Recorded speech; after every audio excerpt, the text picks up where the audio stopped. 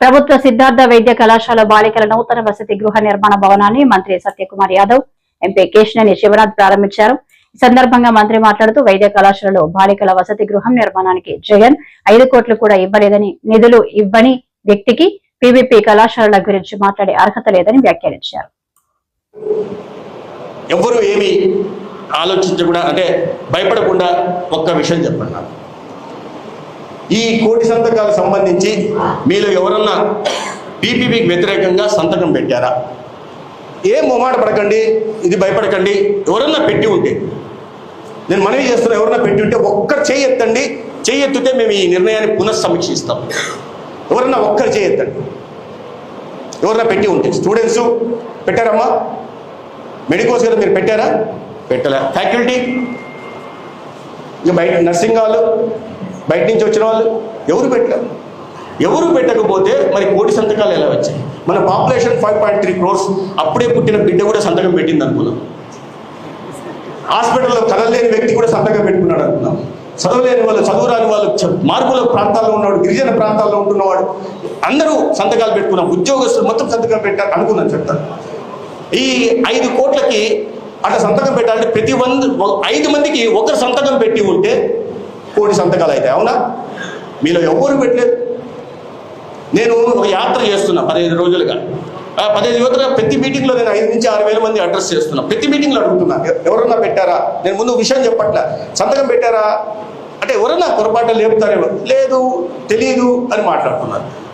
దారిలో ఈ యాత్ర సందర్భంగా 4 లక్షల మందిని కలిసాను. నేను 15 days యాత్ర చేస్తున్నాం, పబ్లిక్లో ఉంటుంటాం కాబట్టి ఎక్కడైనా ఒక్కరు కూడా సంతకం పెట్టలేదు అంటున్నారు. మరి ఎవరు సంతకం పెట్టలేదు?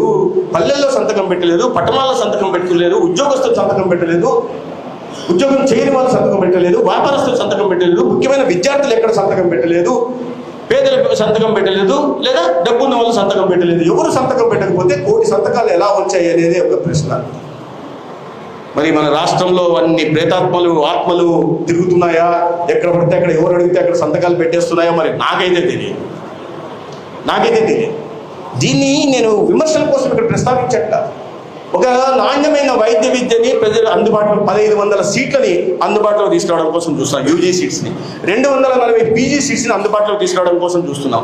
గతంలో గత ప్రభుత్వం తీసుకొచ్చిన పాలసీ ప్రకారం అయితే 100 సీట్స్ ఇంటేక్ ఉంటే 15% గవర్నమెంట్ ఆఫ్ ఇండియాకి ఇచ్చిన తర్వాత మిగిలిన 85% 50% కన్వీనర్ కోట, మిగిలిన 50%లో 35% 15% మేనేజ్మెంట్ ఇది ఉండింది. ఇవాళ మేము తీసుకొచ్చిన పాలసీ కారణంగా కేంద్ర ప్రభుత్వానికి ఇవ్వాల్సిన కోటా ఏదైతే 15% తీసేసిన కారణంగా మనకు అదనంగా ఈ 10 కాలేజీలకి 220 సీట్లు అదనంగా వస్తున్నాయి. అంటే 2 మెడికల్ కాలేజీలు కొత్తగా వచ్చినట్టే. ఇటువంటి ప్రయత్నాలు చేస్తుంటే దాంట్లో తప్పు పట్టి గతంలో ఏదో కమిషన్ల కోసం పెట్టుకున్నారు కాబట్టి ఈ హాస్టల్ కూడా పూర్తి కాకపోవడానికి ప్రధాన కారణం అదే.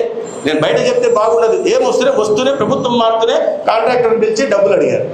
ఇంతవరకు సార్ నేను ఈ రేటు గిట్టుబాటు కావట్లేదు, ప్రభుత్వం రోజు నన్ను రివ్యూ చేసి కట్టమంటుంది, కట్టమంటే మీరు డబ్బులు అడిగితే ఎక్కడంటే డబ్బులు కట్టవా, అయితే టర్మినేట్ చేసాం పోవాలి.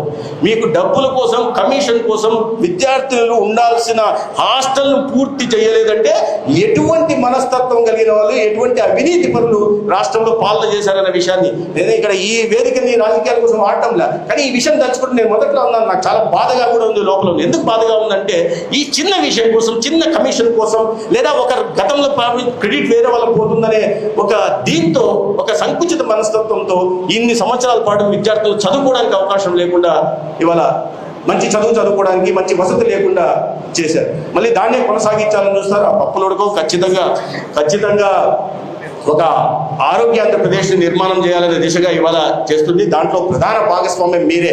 రేపు మీరే డాక్టర్లు, మీరే ఆరోగ్య ఆంధ్రప్రదేశ్ నిర్మాణం చేయాలి.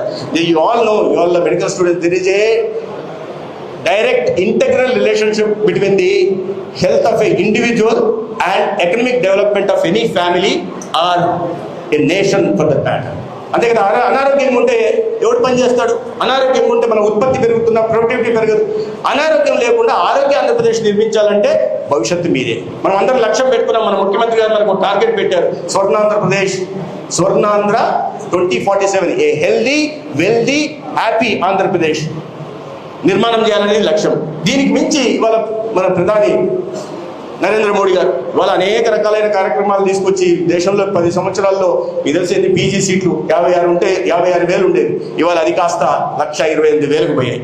యూజీ సీట్లు, పీజీ సీట్లు అంటే 30,000 ఉండేవి, అవి కాస్త 90,000 వచ్చాయి. రాబోయే 5 సంవత్సరాల్లో 75,000 కొత్త యూజీ సీట్లు రాబోతున్నాయి. రాబోయే రోజుల్లో యూజీ సీట్లు ఎంత ఉన్నాయో అన్నే పీజీ సీట్లు తీసుకొచ్చే దిశగా కూడా ప్రయత్నం చేస్తున్నారు.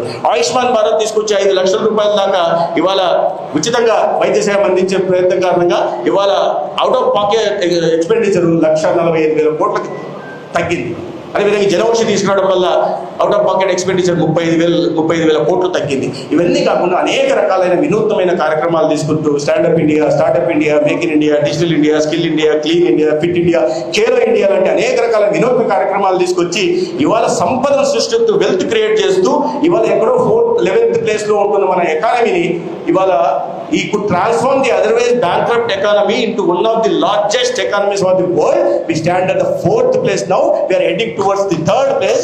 By 2047, by the time we celebrate the centenary of our independence, we will be either number 1 or number 2. That is our target. అందుకని వికసిత భారత్ నిర్మాణం చేయాలంటున్నారు. వికసిత భారత్ నిర్మాణం కావాలంటే ఆరోగ్యమైన సమాజాన్ని నిర్మించాల్సి ఉంది.